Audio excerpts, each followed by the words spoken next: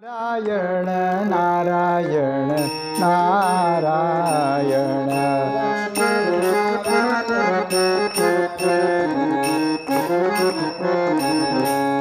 लक्ष्मी नारायण नारायण नारायण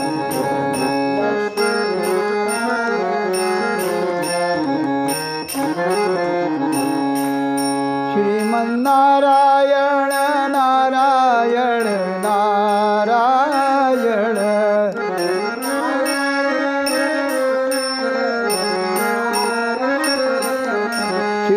श्रीमन्नारायण नारायण नारायण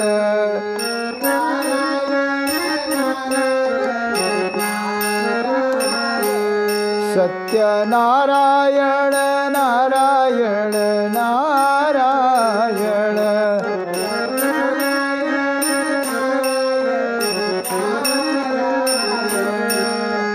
नारायण नारायण नारायण सत्य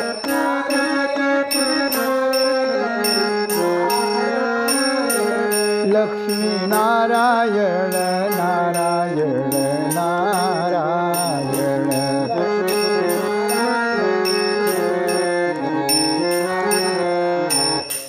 लक्ष्मी नारायण नारायण नारायण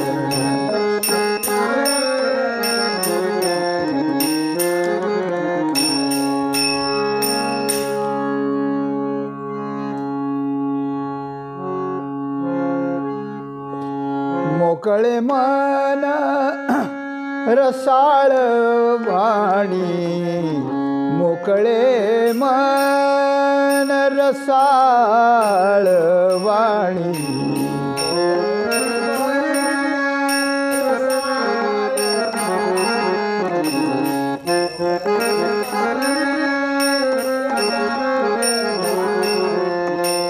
याची गुणी संपन्न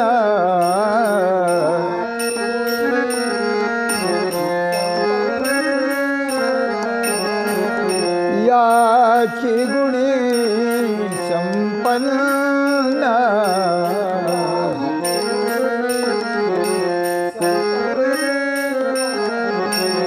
लक्ष्मी ते ऐशा नावे लक्ष्मी ते ऐशा नावे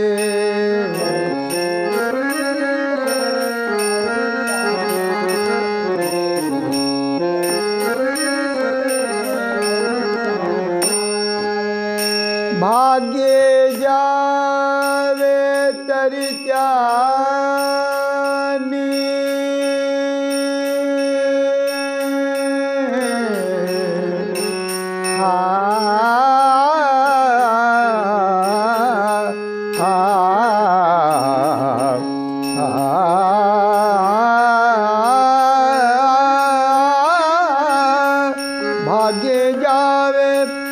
भाग्ये जावे तरी त्यानी भाग्ये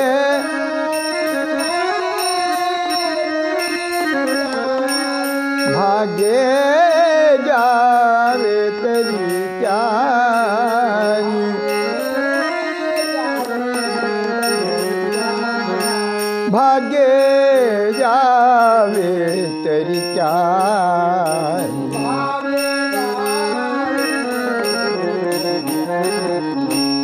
लक्ष्मी ते ऐशा नावे लक्ष्मी ते ऐशा नावे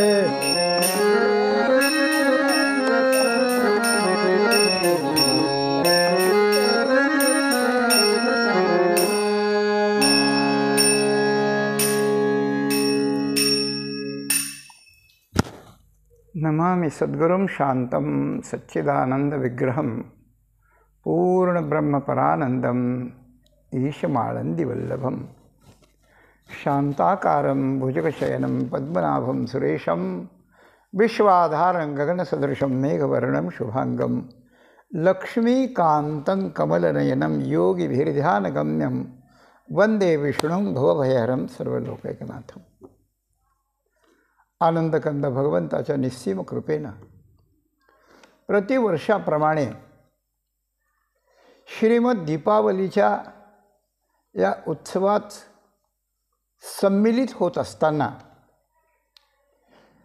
पूर्वीच्या उपक्रमाप्रमाणे आज जगद्गुरू संतश्रेष्ठ श्री तुकाराम महाराजांच्या अभंगाच्या क्रमानं आलेल्या नियमाप्रमाणे आपण आजची सेवा न करता आज एक पर्व विशेष म्हणून, प्रसंगोपात म्हणून, प्रसंगाला उचित म्हणून दुसरा एक अभंग आहे. तो अभंग असा आहे. मोकळे मन रसाळ वाणी याची गुणी संपन्न, लक्ष्मी ते ऐशा नावे भाग्ये ज्यावे तरी त्यांनी.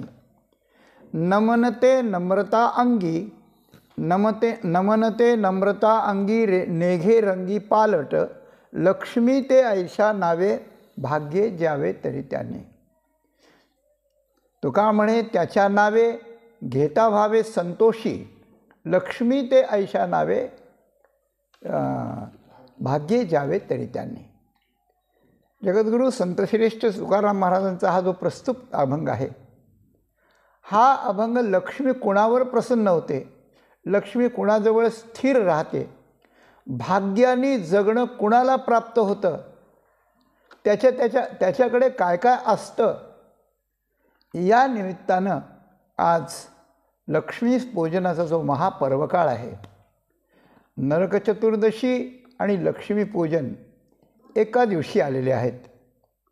तेव्हा सकाळी आपण नरकासुराच्या कथेचं गान अशा प्रकारचं झालं आणि त्यानंतर आज सायंकाळी आपल्याला काय करायचं आहे त्याबद्दल थोडंसं त्या ठिकाणी चिंतन मांडायचं आहे. लक्ष्मी ही भगवंताची धर्मपत्नी किंवा अर्धांगिनी आहे किंवा भगवंताची एक चितशक्ती आहे, भगवंताची एक शक्ती आहे, आल्हादिनी शक्ती आहे. राधा लक्ष्मी सगळी एकच आहेत, सगळ्यांची रूपं. तिचं आज पूजन आहे. लक्ष्मीचं पूजन कोणी करावं, का करावं, कसं करावं याबद्दलचा विचार आहे. भगवंताचं पूजन आपण रोज करतो, रोज करावं, पण लक्ष्मीपूजनाचं आज महत्त्व आहे. त्याचं कारण आहे, आपण नेहमी सांगतो की विशेष दिवस जो असतो त्या देवतेचा पूजा करायचा, त्याचा काही इतिहास घडलेला असतो.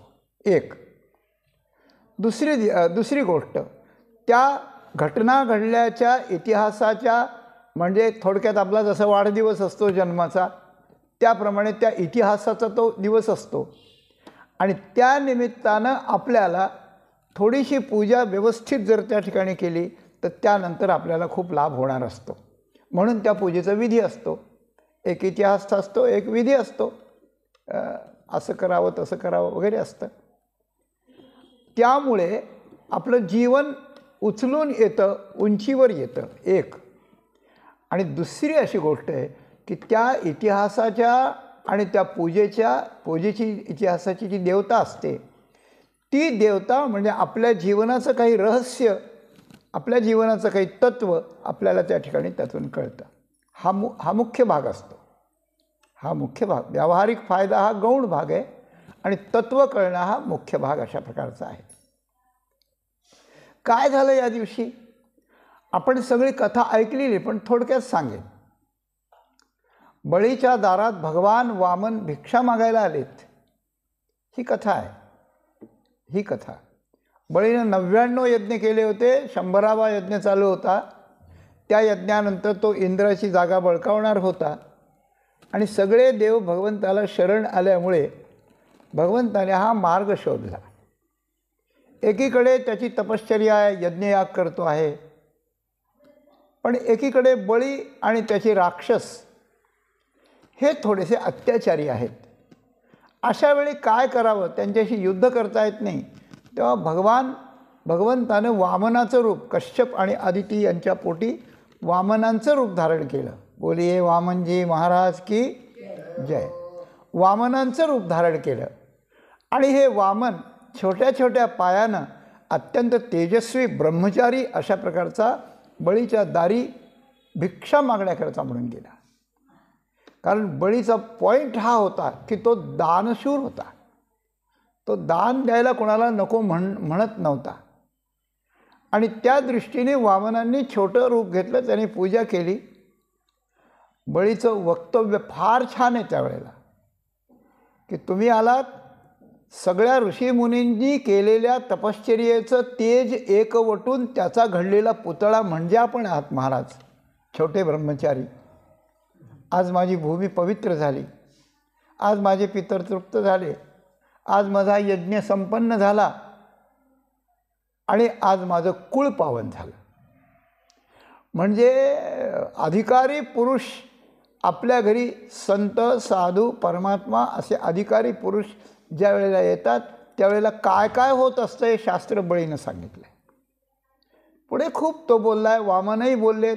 3 पावलाची भूमी मागितली, 3 पावलाची भूमी. शुक्राचार्य गुरूंनी विरोध केला तरी ती दिली त्यानं, बळीनं दिली. या बाबतीत बळीला मानलं पाहिजे. मग वामनाने रूप मोठं केलं. तद्वामनम रूपम वर्धताद्भुतम हरेरनंतश्च कृतसमुद्यमः गुणत्रयात्मकं भूखम दिशोद्यौर्विवराः पयोधयस तिर्यंद्रुदेवा ऋषयो यदासत, असं वर्णन आहे भागवतात. भगवान मोठे झाले, 2 पावलात 2 लोक आटले. 2 लोक आटले आणि 3 पावलाची भूमी दिली होती. म्हणजे त्याचं सगळं राज्य पहिल्यांदा भगवंतानं या दानात घेतलं, दानात घेतलं. त्यानं ते दिलं. 3रा पाय कुठे ठेवणार? 3रा पाय ठेवायला जागा नाही मिळाली तर तुला नरकात जावं लागेल.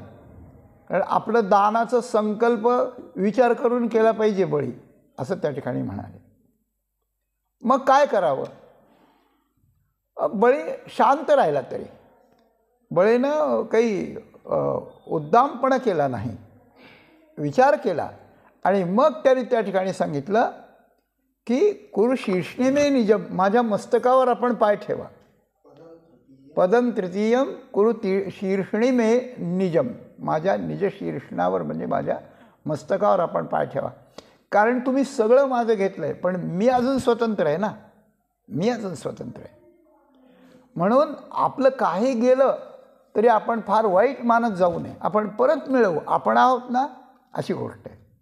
म्हणजे आपलं जेवढं आहे किंवा सगळं जग आहे या सगळ्यापेक्षा आपल्याला आपण महत्त्वाचे आहोत अशी गोष्ट आहे. मस्तकावर पाय ठेवला, पाताळात जायला, सुतलात जायला सांगितलं. पण भगवंतानं त्याला हे केलं. तर त्यावेळेस त्या बळीनं अशी कथा आहे की लक्ष्मी आणि सगळे देव, इंद्र वरुण कुबेर वगैरे हे जे देव, ते आणि लक्ष्मी यांना सगळ्यांना कारागृहात ठेवलं होतं, कारागृहात ठेवलं होतं. मग भगवान विष्णूने त्यांना सोडवलं आणि तो कारागृहातून लक्ष्मीला सोडविण्याचा दिवस हा आहे. म्हणून आज लक्ष्मीलाही खूप आनंद आहे, आज देवतांनाही आनंद आहे, आज भगवंतालाही आनंद आहे. आणि बळीला सुद्धा भगवान भेटले म्हणून आनंदच आहे. अगदी प्रल्हाद आले तिथे सगळं वर्णन आहे. बळीला तो आनंद आहे. आणि त्यावेळेला बळीनं भगवंताला म्हटलं की लोककल्याणासाठी मी काही आपल्याला मागून घेणार आहे, मला वर द्या एक, लोकांचं कल्याण व्हावं अशी सद्भावना माझ्या अंतःकरणात झाली, म्हणून मला आपण वर द्या. भगवान प्रसन्न होते. भगवान म्हणलेच होते की बळी तू मला जिंकलंस, आज मी हारलो.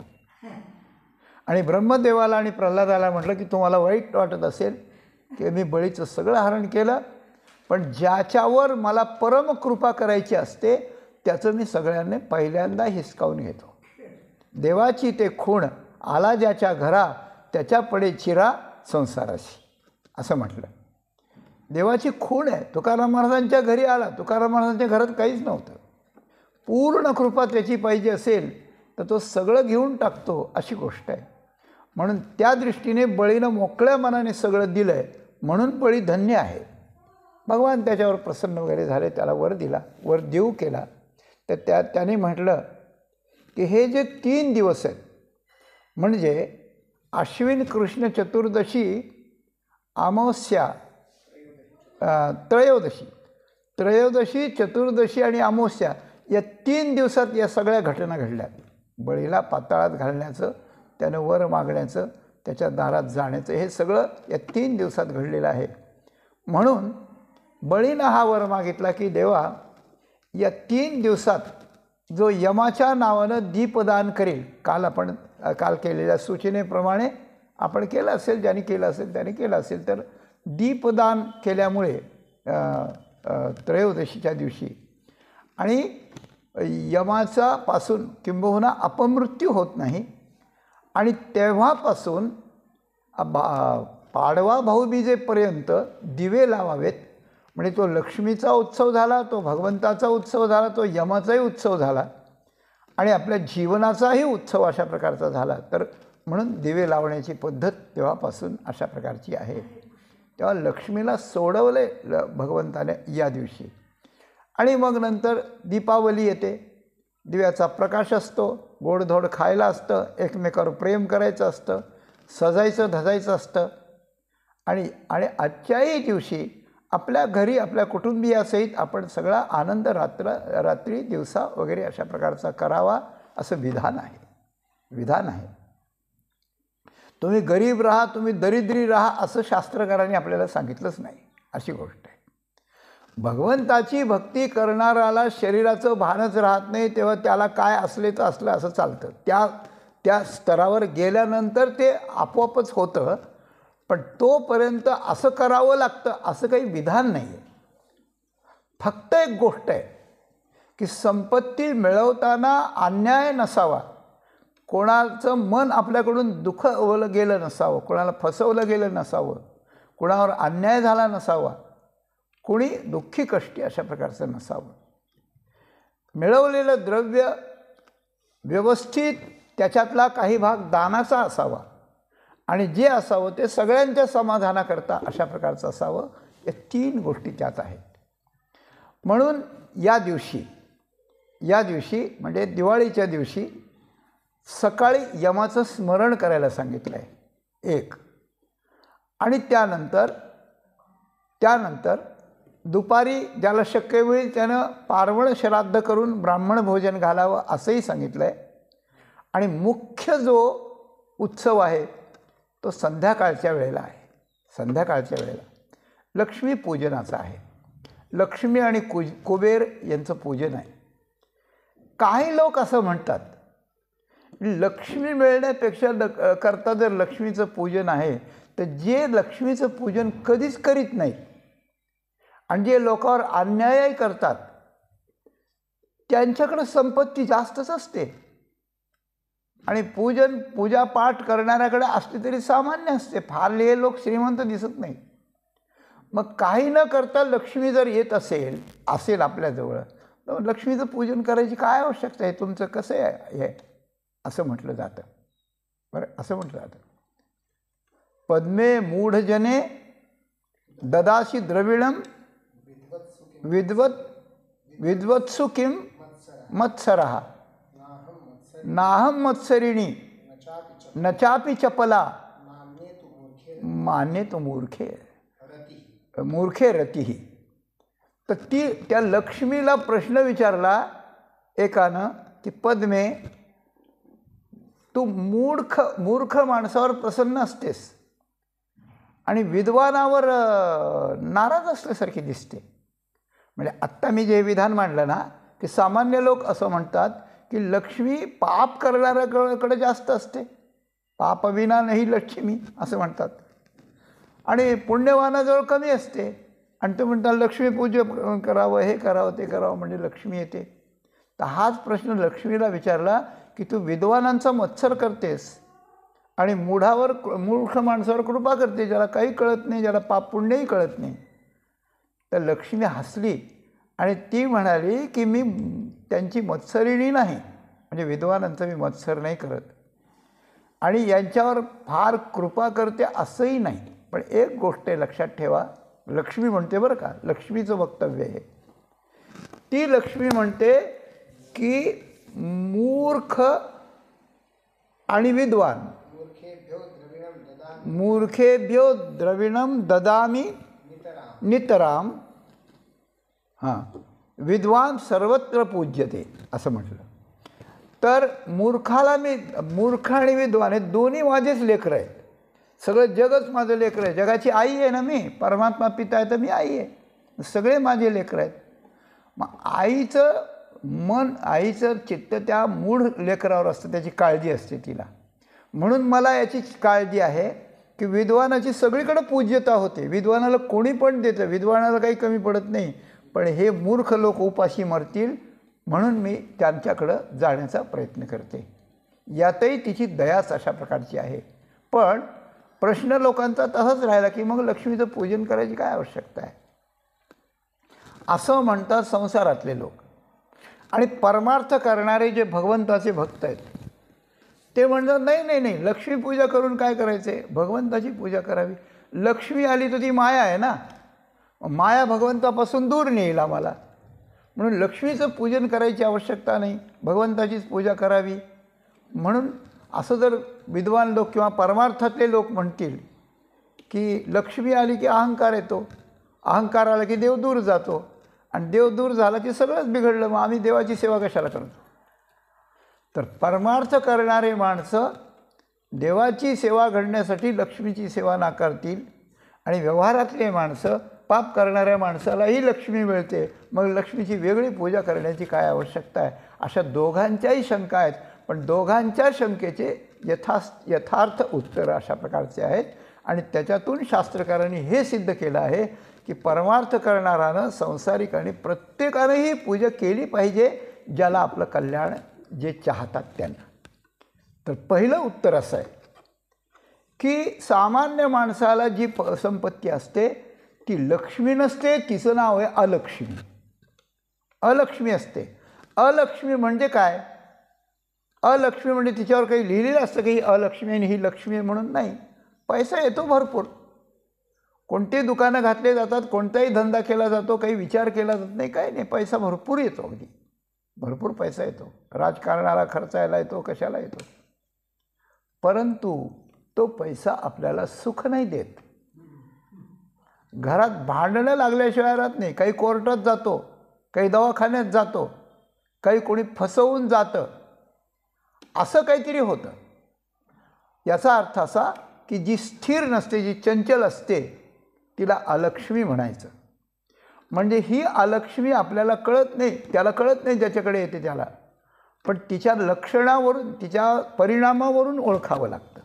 अशी गोष्ट आहे. परिणामावरून ओळखावं लागतं की ती स्थिर राहत नाही.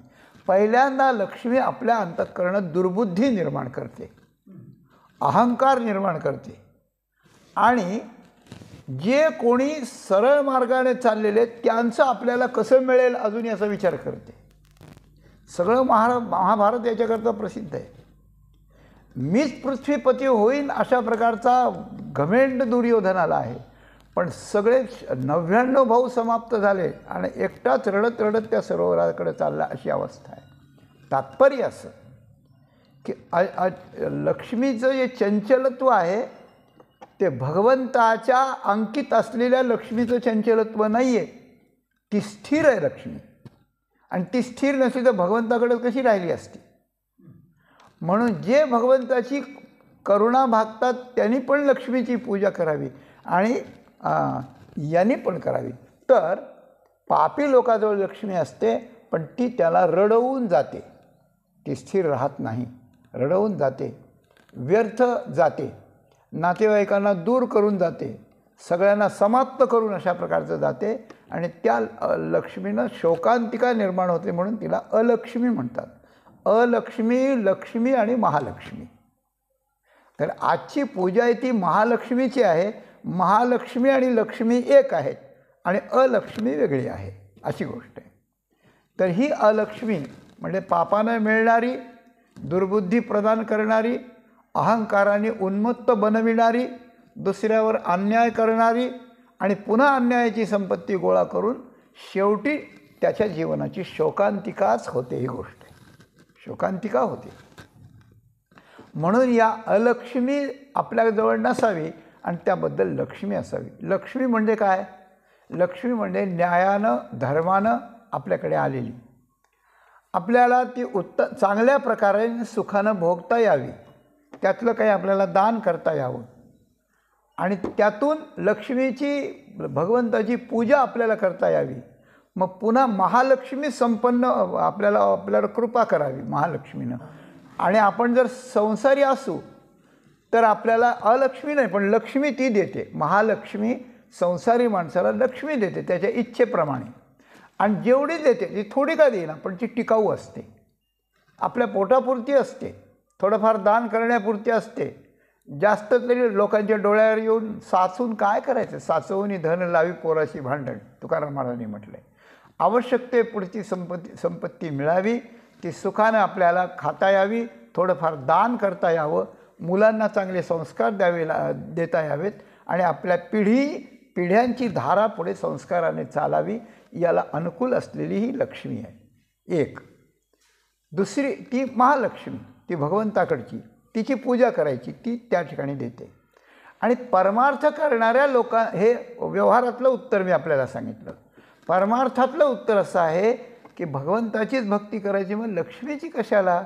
तर नाही, भगवंताची करायची पण भगवान आपल्याकडं तसं नाही आहेत, कारण त्याचे पाय दाबीत ती बसली सतत, तिच्या हातून पाय सुटले तर आपल्याकडे येतील ना. म्हणून तुकाराम महाराज म्हटले, पाय लक्ष्मीचे हाती म्हणून येतो काकुळती, वेगी आणावा तो हरी मज दिनाचे उद्धरी. भगवान येतील पण पाय लक्ष्मीच्या हातात आहे, कारण तिने सेवा करून अधिकार जमवलेला आहे तो. म्हणून तिला मी काकुळत येतो की लक्ष्मीबाई थोड्या वेळ भगवंताला सोडा, आमच्याकडे येऊ द्या, थोडा आमच्यावर कृपा करू द्या. आणि लक्ष्मीने जर सांगितलं की देवा हा भक्त अगदी गरीब आहे, हे माझं लेकरू आहे, हे तुम्हाला सांभाळायचं आहे, तर भगवंताकडं ही लक्ष्मी आपल्याला आपण होऊन नेऊन त्या ठिकाणी सोडते. अशी गोष्ट आहे, आपण येऊन सोडते. आणि आपण येऊन सोडल्यानंतर मागची चिंता आपल्याला करावी लागत नाही, ती चिंता करते, अशी गोष्ट आहे. सुदामदेवाच्या कथेत वर्णन आहे बघा की लक्ष्मी तळतळ करून भगवंताला सांगते की सुदामा किती कष्ट भोगतोय, तुम्ही काही करा ना त्याच्याकडे. त्याला म्हणा तू आई आहे, तू कर काहीतरी. मग ती गेली आणि त्या वसुंधरेला भेटली, त्यांच्या पत्नीला, आणि तिनं तिला सगळं काही द्यायचं ते दिलं, सगळं विस्तारानं नाही सांगत, पण अशा प्रकारची गोष्ट आहे.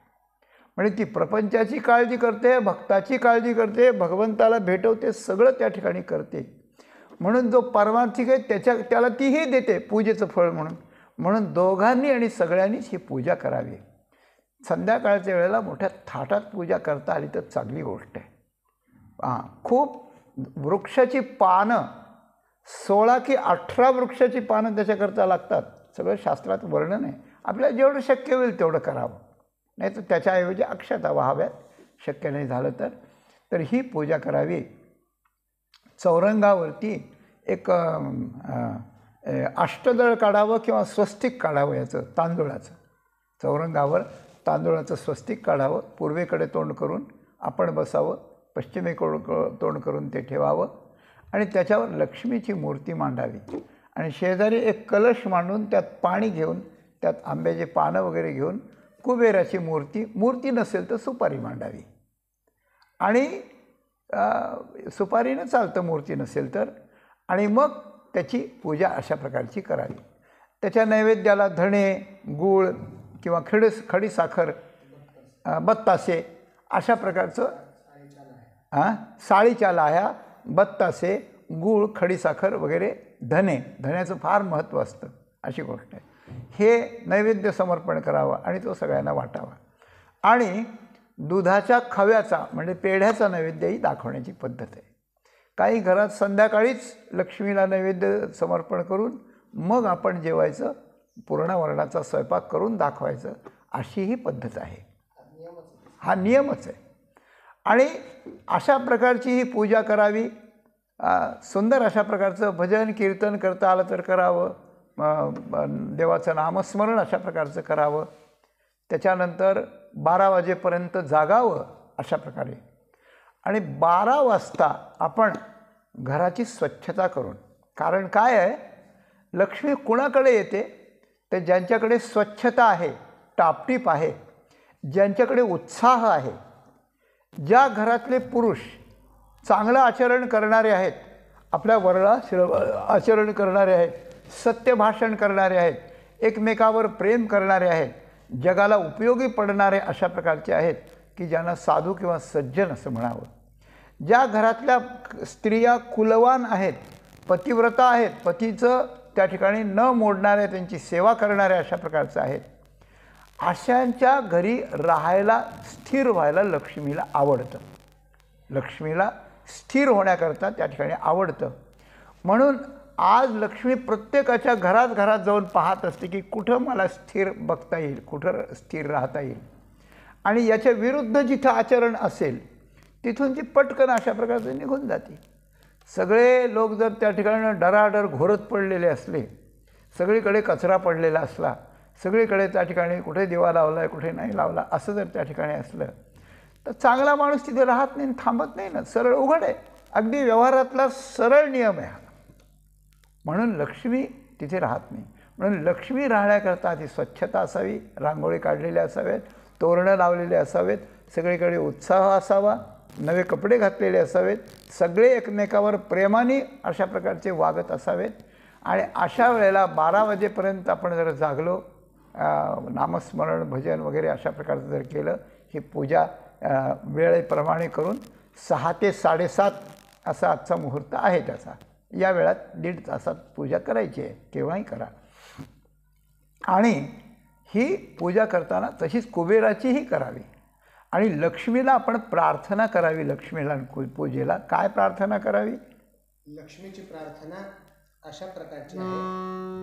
नमस्ते सर्व देवानां वरदासी हरे प्रिया या गतिः त्वत्प्रपन्नानां सा मे स्यात् तव दर्शनात्. लक्ष्मीचं पूजन करीत असताना प्रत्येक उपचार वाहत असताना हा मंत्र म्हणत म्हणत व्हावा. नमस्ते सर्व देवानां वरदासी हरे प्रिया या गतिः त्वत्प्रपन्नानां सा मे स्यात् तव दर्शनात्. आणि धनद म्हणजे कुबेर यांची पूजा करीत असताना धनदाय नमस्तुभ्यं निधि पद्माधिपाय च भवन्तु त्वत्प्रसादेन धन धान्यादि संपदः. हा मंत्र म्हणत म्हणत प्रत्येक उपचार कुबेराला व्हावा अशा प्रकारे शास्त्र सांगितलेलं आहे. या प्रकारानं कुबेर आणि लक्ष्मी आपल्यावर प्रसन्न होऊन आपल्या प्रारब्धात असेल त्याप्रमाणे आणि त्यापेक्षा स्वतःच्या कृपेनं लक्ष्मी देऊन आपणाला ती लक्ष्मी स्थिर राहणारी अशा प्रकारची होते, स्थिर राहणारी होते. आणि लक्ष्मीच्या कृपेनंच भगवंताची कृपाही त्याचंच त्या ठिकाणी सामावलेली आहे. अशा प्रकारच्या प्रार्थनेनं ही पूजा अशा प्रकारची करावी. आणि आपल्या घरात जर अलक्ष्मी काही असते आपल्याला न कळत, तर त्यावेळेला ती 12 वाजता स्वच्छता करून आणि दिमडी किंवा सूप थाळी वगैरे असे वाजवून तिला आणि आतून, आतल्या खोलीतून आतून बाहेर इकडून तिकडून अशी बाहेर तिला हाकलून अशा प्रकारची द्यावी. तिला बाहेर काढून देतो, ती बाहेर पुढे चाललेली आहे अशी भावना करावी. अलक्ष्मी गेली असं त्या ठिकाणी आपण भावना करावी. तेव्हा अलक्ष्मीला घालवून लक्ष्मीला आणून स्थिर करून तिची पूजा करून तिची प्रसन्नता करवून हे त्या ठिकाणी घ्यावं. त्याला वर्षभर कधीही त्या ठिकाणी अडचण कमी पडत नाही अशी गोष्ट आहे. म्हणून ही बळीच्या कथेचा इतिहास आहे, पूजेचं विधान आहे. आणि यातलं तत्त्व हे अशा प्रकारचं आहे. काय तत्त्व आहे? तत्त्व हे आहे की आपल्याला परमकल्याणापर्यंत जायचं जर असेल तर लक्ष्मी यावी आपल्याकडे. आणि लक्ष्मी येण्याकरता तिला आवडतं ते करावं. आत्ताच सांगितलं की स्वच्छता असावी, टापटीप असावी, सौजन्य असावं, परस्परावलंबित प्रेम असावं, न्यायानं वागणं असावं. आणि हीच गोष्ट तुकाराम महाराजांनी या प्रस्तुत अभंगात सांगितलेली आहे. हीच गोष्ट प्रस्तुत अभंगात सांगितलेली आहे. म्हणजे हा अभंग लक्ष्मी पूजनाचं विधान करणार आहे असंच आपल्याला वाटावं, असं आपल्याला वाटावं. आणि या लक्ष्मीच्या पूजनादिकांचं जर आपण वर्म पाहिलं तर तुकाराम महाराजांनी ज्यांचं वर्णन केलं आहे तसं आपण व्हावं असं परस्परावलंबित्व होतं. काय म्हणतात महाराज, मोकळे मन रसाळ, ज्याचं मन मोकळं आहे म्हणजे उदार आहे आणि निष्कपट आहे. मत्सर कपट कोणाविषयी वाईट भावनाच ज्याच्या मनात येत नाही असं मोकळं मन आहे. व्यापक मन आहे, व्यापकाला विषय करणारं. आणि वाणी रसाळ आहे, गोड आहे अगदी. मितले परी रसाळ, एक भगवंताचं नाम किंवा गोड बोलून दुसऱ्याला समाधान देणारी. त्याच्या नावानं, त्याच्या नावावर लक्ष्मी असते. बँकेतला पैसा ज्याच्या नावावर असतं त्याला काढता येतं ना, तर तशी लक्ष्मी त्याच्या नावावर होते. काही मागितलं की त्यांनी मिळतं लगेच. लक्ष्मी त्याच्या नावे भाग्य जावे तरी त्याने. नुसती लक्ष्मी नाही, सगळं भाग्यही तिच्याबरोबर येतं. काय असतं त्याच्याजवळ अजून? मोकळे मन रसाळवाणी 2 सांगितले. तिसरं सांगितलं नमनते नम्रता अंगी. सतत हात जोडलेले असतात आणि मस्तक वाकलेलं असतं. नम्रता असते म्हणजे अहंकार अजिबात नसतो. हेच लक्ष्मीला आवडतं आणि हेच भगवंतालाही आवडतं. दोघांची आवड वेगळी नाहीच आहे. वेगळी असते तर एकमेकाच्या जवळ कशी नांदले असते ते. नमते नम्रता अंगी नेघे रंगी पालट. अन्यायाचा प्रसंग दबावाने आला किंवा लोभाने आला तरी त्यात पालट कधीच होणार नाही असा पक्का निश्चय असणारे असतात. तुका म्हणे त्याच्या नावे घेता व्हावे संतोषी. अशा महात्म्याचं नाव घेतलं की माणसाला संतोष होतो आणि संतोष हीच खरी लक्ष्मी असते अशी गोष्ट आहे. म्हणून या सगळ्यांचा इत्यर्थ असा आहे की आपण आपलं जीवन लक्ष्मीच्या प्रसन्नतेसारखं बनवावं. आपण या इतिहासाच्या अनुरोधाने लक्ष्मीची पूजा करावी आणि लक्ष्मीची प्रसन्नता प्राप्त करून घेऊन तिच्या आशीर्वादानं जीवन चांगलं जगता यावं आणि अंती भगवंताची प्राप्ती आपल्याला व्हावी.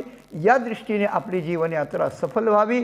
याप्रमाणे सर्वांनी करावं. अशा प्रकारचा आजचा हा संदेश तुकाराम महाराजांच्या शब्दाच्या माध्यमातून आपल्यापुढे ठेवून इथेच आपण वाणीला विराम देऊ.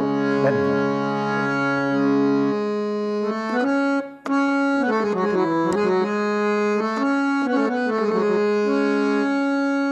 तुका म्हणे त्याच्या नावे, तुका म्हणे त्याच्या नावे,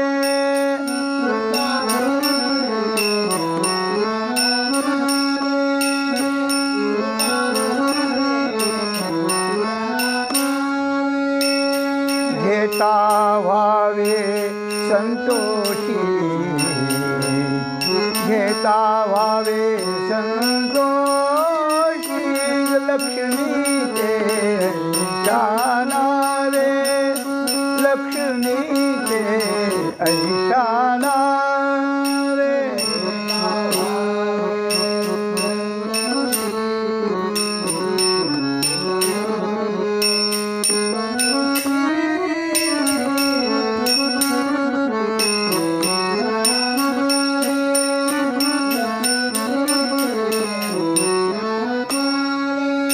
भाग्ये जावे तरी त्याने भाग्ये जावे तरी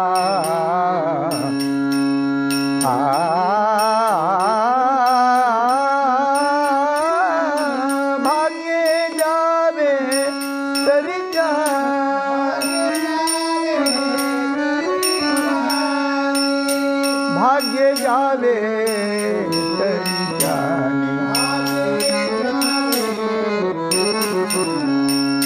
भाग्य जावे तरी जानी. लक्ष्मी ते ऐशा नावे, लक्ष्मी ते ऐशा नावे. तुकाराम तुकाराम तुकाराम तुकाराम तुकाराम तुकाराम तुकाराम तुकाराम तुकाराम तुकाराम.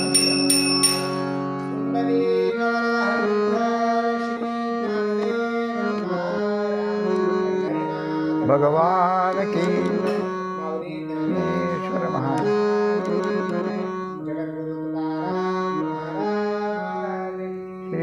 लक्ष्मी माता की